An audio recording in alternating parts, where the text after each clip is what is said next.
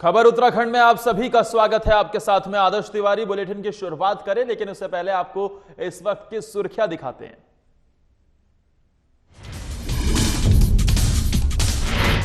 जम्मू कश्मीर के कुपवाड़ा में उत्तराखंड के 2 लाल हुए शहीद। सीएम त्रिवेंद्र सिंह रावत पहुंचे गुप्त काशी, पुष्प चक्र अर्पित कर शहीदों को दी श्रद्धांजलि। देहरादून में कोरोना महामारी के चलते उत्तराखंड कांग्रेस कमेटी ने मुख्यालय में किया कंट्रोल रूम स्थापित। जरूरतमंदों की मदद के लिए बनाया गया कंट्रोल रूम के माध्यम से केंद्र को किया जाएगा अवगत। कृषि उत्पादन मंडी समिति ने दी लोगों को राहत। ऋषिकेश कृषि मंडी में सस्ती हुई सब्जी। स्थानीय लोगों ने मंडी समिति की पहल की तारीफ की। रुड़की के हरिद्वार जिले में कोरोना का पहला पॉजिटिव केस आया सामने। जिला प्रशासन में मचा हड़कंप। पनियाला गांव को लोगों में दहशत का माहौल। और झबरेड़ा विधायक देशराज कर्णवाल ने पर्यावरण मित्रों का किया सम्मान। पर्यावरण मित्रों के कामों की प्रशंसा की। प्रत्येक पर्यावरण मित्र को 2000 सहयोग राशि देने की घोषणा।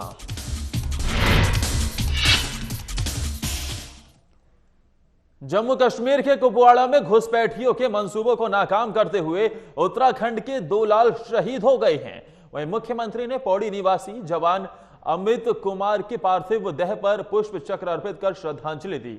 मुख्यमंत्री ने शहीद जवान अमित कुमार को रांसी पौड़ी में अंतिम सलामी दी, जिसके बाद मुख्यमंत्री त्रिवेंद्र सिंह रावत गुप्त काशी पहुंचे और शहीद हुए जवान देवेंद्र सिंह के पार्थिव शरीर पर पुष्प चक्र अर्पित किया, उन्हें श्रद्धांजलि दी। शहीद देवेंद्र सिंह का पार्थिव शरीर सेना के हेलीकॉप्टर से आज गुप्त काशी लाया गया, जहां मुख्यमंत्री ने शहीद जवान को अंतिम सलामी दी।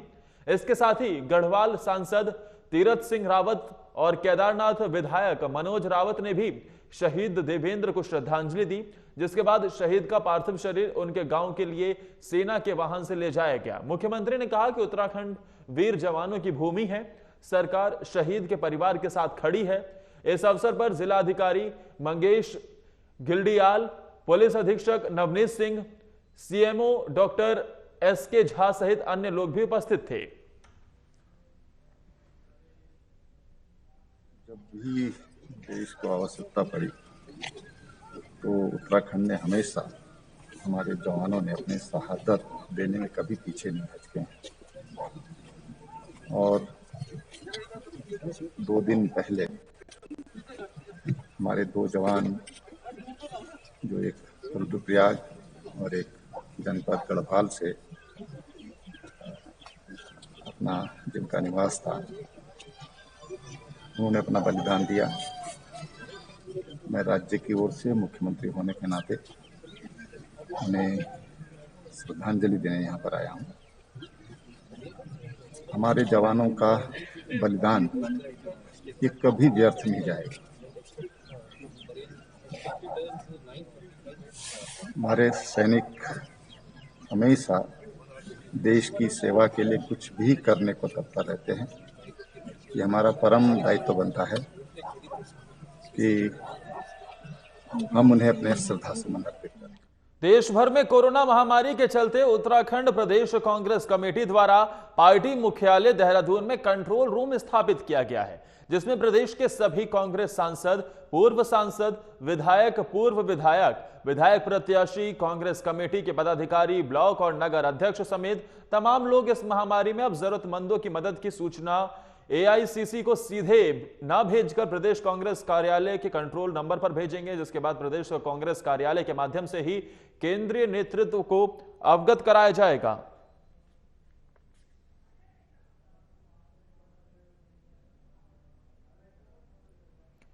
और कांग्रेस ने यह कंट्रोल रूम स्थापित किया है प्रदेश कांग्रेस कमेटी की तरफ से। ऐसे में क्योंकि कहीं ना कहीं लगातार अब पार्टी से इतर हटकर सब मदद के लिए आगे आ रहे हैं, कांग्रेस की एक अच्छी पहल। और हमारे साथ खुद विजय सारस्वत जुड़ गए हैं, जो कि प्रदेश कांग्रेस कमेटी के संगठन महामंत्री हैं। सारस्वत जी, आपका साधना प्लस में बहुत बहुत स्वागत है। और जिस तरीके से ये कदम लगातार उठाए जा रहे हैं, क्योंकि अब कहीं ना कहीं हम देख रहे हैं कि कोरोना महामारी से निपटने के लिए पार्टी के इतर सभी लोग एक साथ नजर आ रहे हैं। कैसे ये कंट्रोल रूम काम करेगा और क्या क्या मदद इस कंट्रोल रूम के जरिए उन गरीब जरूरतमंद लोगों की जाएगी? जी नमस्कार। ये पिछले दिनों अखिल भारतीय कांग्रेस कमेटी से हमारे पास निर्देश आया था। तो पूरे भारत में ही कार्य किया जा रहा है। तो श्री प्रीतम सिंह जी जो हमारे अध्यक्ष हैं उत्तराखंड प्रदेश कांग्रेस कमेटी के, उन्होंने कंट्रोल रूम यहाँ स्थापित किया है और 3 लोग दिल्ली में डिप्यूट किए हैं जो हमारे वहाँ पे उत्तराखंड वासी रह रहे हैं। तो हम समस्त जनपदों में, ब्लॉकों में लगातार सबके संपर्क में हैं। पहले इंदिरा कैंटीन और अन्य साधनों से हमने जरूरतमंद लोगों को सामान वितरित किया, लेकिन कहीं कहीं प्रशासन ने जब ये कहा कि सामान प्रशासन के माध्यम से बांटा जाएगा, तो हमने सभी जगह निर्देश दिए हैं कि वो प्रशासन जहां जहां जितनी जरूरत बताए और जितना सहयोग कांग्रेस जन कर सकते हैं वो सभी जगह कर रहे हैं। उसके फोटोग्राफ्स यहाँ भेजे जा रहे हैं ताकि हम केंद्रीय हाईकमान को, हमारे प्रदेश प्रभारी श्री अनुग्रहनाथ सिंह जी को और प्रदेश अध्यक्ष जी को समय से अवगत करा रहे हैं। और सभी जगह कांग्रेस जन बहुत मुस्तैदी के साथ इस समय बिना किसी भेदभाव के, बिना किसी पार्टी के, हम ये चाहते हैं कि शीघ्र से शीघ्र हमारा राज्य इस आपदा से दूर हटे, बचे और कोरोना यहाँ समाप्त हो हमारे प्रदेश।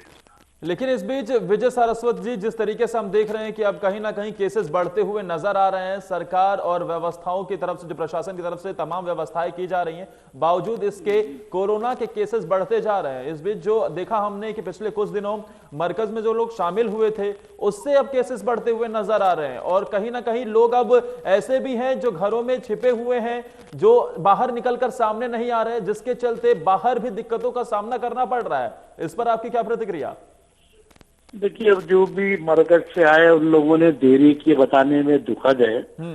टाइम भी उन लोगों को बताना चाहिए था, उन्हें समझना चाहिए था इसके कितने दूरगामी परिणाम होंगे। और प्रशासन निरंतर यहाँ पर सक्रिय है। मैं समझता हूँ कि छोटा राज्य है और थोड़ी संख्या में ही मरकज के लोग आए हैं और काफी संख्या में लोगों को ट्रेस आउट कर लिया गया है। तो स्थितियां मैं समझता हूँ कि जल्दी ही यहाँ नियंत्रण में आ जाएंगी और मैं समझता हूँ कि देश का पहला राज्य ऐसा होगा जो सबसे पहले कोरोना से मुक्ति प्राप्त करेगा। उत्तराखंड देश ही होगी, मुझे विश्वास है। ठीक है, लेकिन सारस्वत जी, हम ये भी आपसे जानना चाहेंगे क्योंकि हम ये भी देख रहे हैं कि उत्तराखंड सरकार में लगातार त्रिवेंद्र सिंह रावत जो कि मुख्यमंत्री हैं लगातार बैठक कर रहे हैं और सभी के साथ अब इस कोरोना की जो जंग है इसमें आगे बढ़ते हुए नजर आ रहे हैं। लेकिन आपको कैसी तैयारियां दिख रही हैं सरकार की? सारी मुकम्मल तैयारियां या फिर कहीं कहीं आपको चूक भी नजर आ रही है?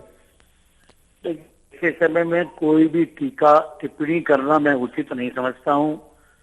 सरकार के मंत्री तो बागवानी करते हुए भी दिखाई दे रहे हैं और कई तरह से अपना प्रदर्शन को प्रदर्शित कर रहे हैं। और मैं तो यही चाहूंगा कि ईश्वर से और गंगा माँ से कि शीघ्र हम सब इसमें सक्रिय सहयोग करें और सबसे पहले इससे कोरोना पर विजय हासिल करें, सभी दल और सभी लोग मिलकर के।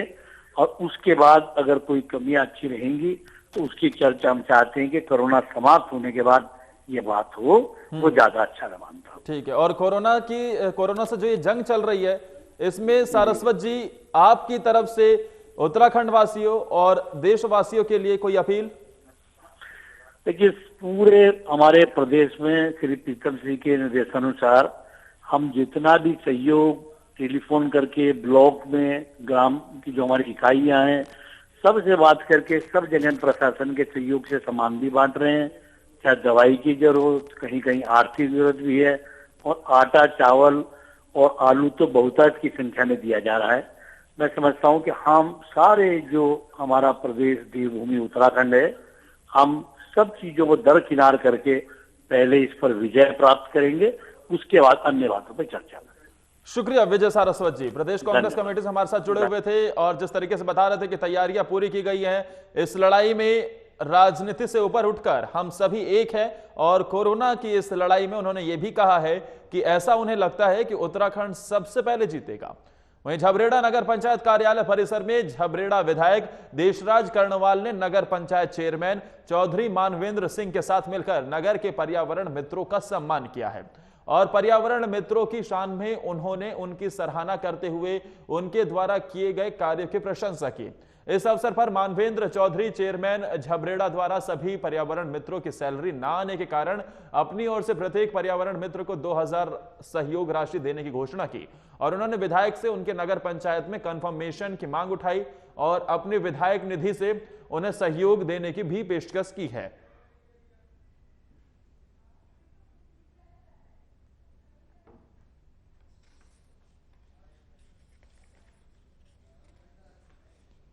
ऐसी पंचायतों में से एक है जिसका नगर फंड बहुत कम है।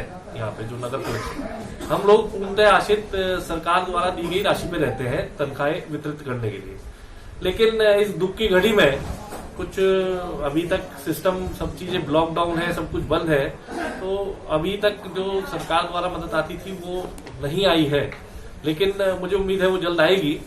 लेकिन फिलहाल सबका खर्चा भी है, जितने भी कर्मचारी हैं इन लोगों को इनके घर का खर्चा भी है। अभी नवरात्रे गए उसमें भी हम लोगों ने आर्थिक मदद की और उसके बाद भी खर्चा है। आप सब लोग जानते हैं कि एक परिवार चलाने के लिए एक खर्चा सबको करना पड़ता है। हरिद्वार जिले का पहला पॉजिटिव केस सामने आने से जिला प्रशासन में हड़कंप मचा हुआ है, तो वहीं रुड़की के पनियाला गांव में भी लोग दहशत में जी रहे हैं। लेकिन इसी दहशत के बीच कुछ ऐसे लोग भी दूसरे लोगों के साथ वहां पर क्वारंटीन किए गए हैं जो पेट की भूख से लाचार हैं और प्रशासन से मदद की गुहार लगाए हुए हैं। दरअसल वहां पर जिस तरीके से पूरा मामला सामने आया है, रुड़की के पनियाला गांव में लगभग 10,300 की आबादी निवास करती है। ऐसे में गांव से कोरोना का पॉजिटिव केस मिलने के बाद डीएम के आदेश पर क्वारंटीन किया गया है। गांव की सभी सीमाएं सील कर दी गई हैं। वहीं गांव में ऐसे लोग भी मौजूद हैं जो बेहद गरीब हैं और रोज कमाते रोज खाते थे, जिनके पास ना राशन कार्ड है ना अन्य साधन, जो अब भूख से बिलखने शुरू हो गए हैं। वहीं रुड़की ज्वाइंट मजिस्ट्रेट नमामि बंसल का कहना है कि पूरे गांव को क्वारंटीन किया गया है, लेकिन जो लोग ऐसे हैं जिनके घरों में राशन मौजूद नहीं है उनकी लिस्ट तैयार कराई जा रही है। जल्द ही प्रशासन स्तर से उनकी हर संभव मदद की जाएगी।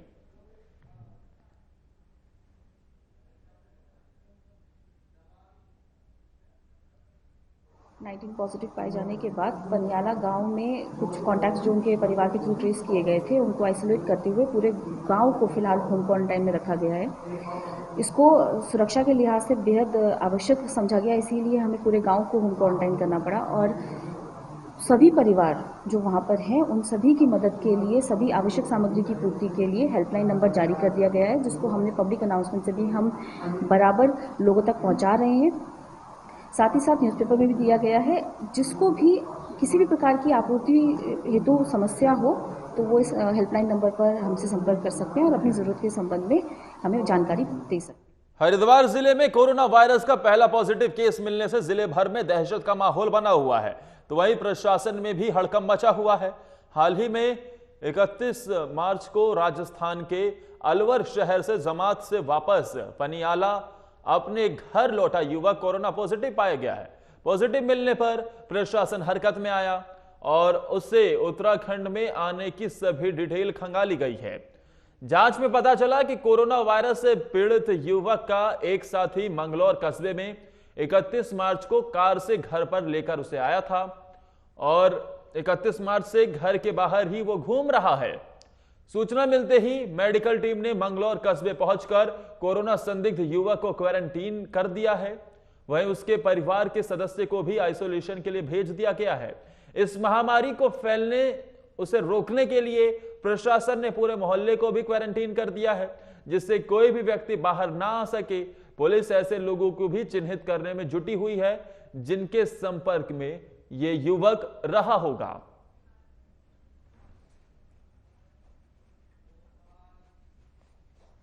हमारे यहाँ पनियाला में पॉजिटिव मामला पाया गया है और उसका लिंक यहाँ मंगलौर में भी था, क्योंकि उसका बता रहे हैं कि मौसी का लड़का था, उसको वो लेके आया था। तो जो यहाँ पे जो बंदा पाया गया है उसकी फैमिली को कल आइसोलेशन में डाल दिया है। बाकी उससे संबंधित जो लिंक है तो उसकी खोजबीन चल रही है, उसकी जांच पड़ताल चल रही है। उससे संबंधित जितने भी लिंक होंगे उनको भी या तो आइसोलेशन में डाला जाएगा या क्वारंटाइन किया जाएगा। हमारे यहाँ पनियाला में पॉजिटिव मामला पाया गया है और उसका लिंक यहाँ मंगलौर में भी था, क्योंकि उसका बता रहे हैं कि मौसी का लड़का था, उसको वो लेके आया था। तो जो यहाँ पे जो बंदा पाया गया है उसकी फैमिली को कल आइसोलेशन में डाल दिया है। बाकी उससे संबंधित जो लिंक है तो उसकी खोजबीन चल रही है, उसकी जांच पड़ताल चल रही है। उससे संबंधित जितने भी लिंक होंगे उनको भी या तो आइसोलेशन में डाला जाएगा या क्वारंटाइन। काशीपुर पुलिस ने सोशल मीडिया पर लॉकडाउन के दौरान देश के प्रधानमंत्री के द्वारा देशवासियों से की गई अपील का मजाक उड़ाने और आम जनमानस की धार्मिक भावनाओं को ठेस पहुंचाने के आरोप में एक युवक के खिलाफ मुकदमा दर्ज कर उसे गिरफ्तार कर लिया है। काशीपुर पुलिस ने आवास विकास निवासी सौरभ चौहान की तहरीर पर सोशल मीडिया के जरिए बीते रोज देश के प्रधानमंत्री नरेंद्र मोदी के द्वारा रात 9 बजे 9 मिनट के लिए दिए जलाने की अपील के मजाक उड़ाने और साथ ही आम जनमानस की भावनाओं और सांप्रदायिक सौहार्द बिगाड़ने के आरोप में काशीपुर के चूना गली स्थित वसीम खान नामक युवक को गिरफ्तार कर उसके खिलाफ मुकदमा दर्ज कर लिया गया है।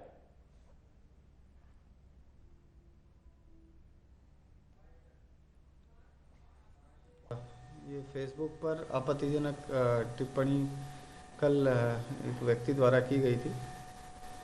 कल उसको जो है थाने पर लेकर के आ गए हैं। उसके खिलाफ आवश्यक धाराओं में मुकदमा कायम करके उसमें फिर लीगल कार्रवाई जो भी है वो की जा रही है। कह रहे हैं इसमें इस तरीके के बहुत सारे हमारे पास शिकायतें आ रही हैं जो सोशल मीडिया में एक दूसरे के प्रति आपत्तिजनक टिप्पणी और अभद्रता करने का जो है शिकायतें आ रही हैं। पब्लिक से हम यही कहेंगे कि भाई ये मेडिकल इमरजेंसी का टाइम है, सबको एक दूसरे के भावनाओं का सम्मान करना चाहिए। मिलजुल करके सबको जो है हमें इस जो बीमारी है, ये जो रोग है, इसका सामना करना चाहिए। वैश्विक महामारी कोरोना वायरस के चलते विगत 22 मार्च से 14 अप्रैल तक लगाए गए पूर्णतः लॉकडाउन के कारण सितारगंज से सिडकुल जाने वाले मार्ग की मरम्मत कार्य में जुटे बिहार के करीब 14 मजदूर फंसे हुए हैं, जिन्होंने ग्राम बमनपुरी के पंचायत घर में शरण ले रखी है। हालांकि प्रशासन को अभी तक इस संबंध में कोई जानकारी नहीं है। पंचायत भवन में ठहरे मजदूरों को अभी तक स्थानीय प्रशासन द्वारा कोई भी मदद मिल पाना इस बात का स्पष्ट प्रमाण है कि उन्हें अभी तक कोई भी मदद नहीं मिली है और ऐसे में वो पंचायत भवन में ठहरे हैं। इसी के चलते उन्हें काफी परेशानी का सामना करना पड़ रहा है। आपको बता दें कि बीते 21 मार्च को देश के मुखिया प्रधानमंत्री नरेंद्र मोदी के जनता कर्फ्यू के तत्काल बाद ही संपूर्ण देश को लॉकडाउन कर दिया गया था, जिसके चलते सिडकुल मार्ग पर हुए गड्ढों में पैचिंग का कार्य करने आए बिहार के जिला समस्तीपुर के लेबर पार्टी यहीं फंस गई है। कोरोना संक्रमण की वजह से चल रही बंदी के कारण मजदूरों की टोली ग्राम बमोरी के बमनपुरी के पंचायत घर में रहने को विवश है। पूछे जाने पर मजदूरों ने बताया कि अभी तक स्थानीय प्रशासन द्वारा उन्हें किसी प्रकार की मदद मुहैया नहीं कराई गई है। पंचायत घर के मात्र 2 कमरों में दर्जन भर से अधिक मजदूर रह रहे हैं। लेकिन हैरत की बात तो यह है कि जहां एक और प्रशासन सामाजिक दूरी बनाने के लिए सख्ती बरत रही है, वहीं दूसरी ओर ये जो 14 लोग हैं 2 कमरे में रह रहे हैं, इसकी जानकारी प्रशासन तक को नहीं है। और इस खबर पर ज्यादा जानकारी देने के लिए हमारे साथ सितारगंज से संवाददाता दीपक भारद्वाज फोन लाइन पर जुड़ गए हैं। दीपक, फिलहाल क्या प्रशासन की तरफ से इस पूरे मामले को संज्ञान में लिया गया है? क्योंकि एक तरफ जहां लगातार सोशल डिस्टेंसिंग की बात की जा रही है, लगातार प्रशासन की तरफ से व्यवस्थाओं के दावे किए जा रहे हैं, लेकिन दूसरी तरफ मात्र 2 कमरे में 14 लोग रहने के लिए और साथ ही कोई व्यवस्था नहीं है उनके लिए, तो ऐसे में तो एक बहुत बड़ी परेशानी उनके लिए भी है। जी, मैं आपको बताना चाहूंगा जो सितारगंज में प्रधानमंत्री नरेंद्र मोदी के द्वारा जो लॉकडाउन कर दिया गया है 14 अप्रैल तक, उसको जो लेकर यहाँ पे जो भवनपुरी रोड पे लेबर काम कर रही थी, उसमें जो है 14 जो लेबर है जो यहाँ पे 2 कमरों में जो बंद है उनमें शरण ले रखी है। यहाँ पे जो कोई भी आला अधिकारी या कोई समाज सेवी इनके लिए यहाँ पे जो है खाने की ना तो कोई व्यवस्था है, ना किसी प्रकार की इनको कोई सेवा कर रहे हैं और इनको जो है काफी परेशानियों का और काफी दिक्कतों का सामना करना पड़ रहा है। फिर ऐसे में इनकी दिनचर्या कैसे चल रही है दीपक? कहां से इन्हें खाने के लिए, क्योंकि ऐसे में तो इनके लिए बहुत बड़ी समस्या क्रिएट हो जाएगी वहां पर।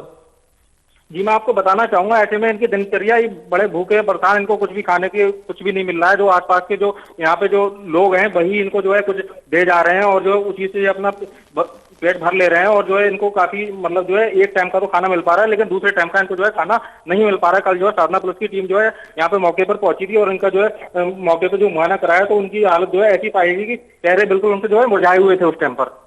बिल्कुल, और ये खबर हम आपको दिखा रहे हैं। दीपक भारद्वाज, तमाम जानकारी देने के लिए शुक्रिया। लेकिन हम भी प्रशासन से, सिद्धार्थगंज प्रशासन से ये अपील भी करना चाहेंगे कि इन लोगों को संज्ञान में लिया जाए और जो भी हर संभव मदद हो वो की जाए। वहीं कोरोना महामारी में लॉकडाउन के बीच कृषि उत्पादन मंडी समिति ऋषिकेश ने लोगों को राहत देने के लिए बड़ी पहल की है।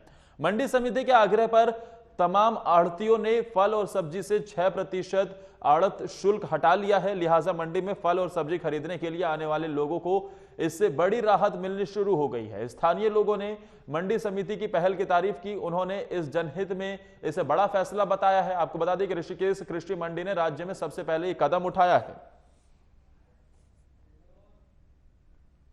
फिलहाल हमने जो नया जो कदम उठाया वो हमने अपने जो व्यापारी भाई थे, जो हमारे आढ़ती थे, हमने उनसे रिक्वेस्ट की थी कि वो जो उनकी आड़त है वो उनकी अपनी आड़त जब तक लॉकडाउन पीरियड चल रहा है अपनी आड़त छोड़ दें। तो उन्होंने भी बहुत ही मतलब पॉजिटिव रिस्पांस दिखाते हुए अपनी आड़त छोड़ने का निर्णय लिया, जिसका हम बहुत ही स्वागत करते हैं। और अब आड़त नहीं पड़ रही है। ऑलमोस्ट जो सब्जी के जो रेट आ रहे हैं वो अब फ्लैट हैं और जो ट्रांसपोर्टेशन कॉस्ट है बस वो ट्रांसपोर्टेशन कॉस्ट ही उसमें अब इंक्लूडेड है। तो सब्जियों के रेट इससे काफ़ी डाउन आए हैं। जानकारी देने के लिए हमारे साथ ब्यूरो चीफ कमल शर्मा फोन लाइन पर जुड़ गए हैं। कमल जी, एक अच्छी पहल वहां पर ऋषिकेश मंडी समिति की तरफ से की गई है, कैसे इसे देखा जाए और इससे लोगों को क्या राहत मिल सकती है?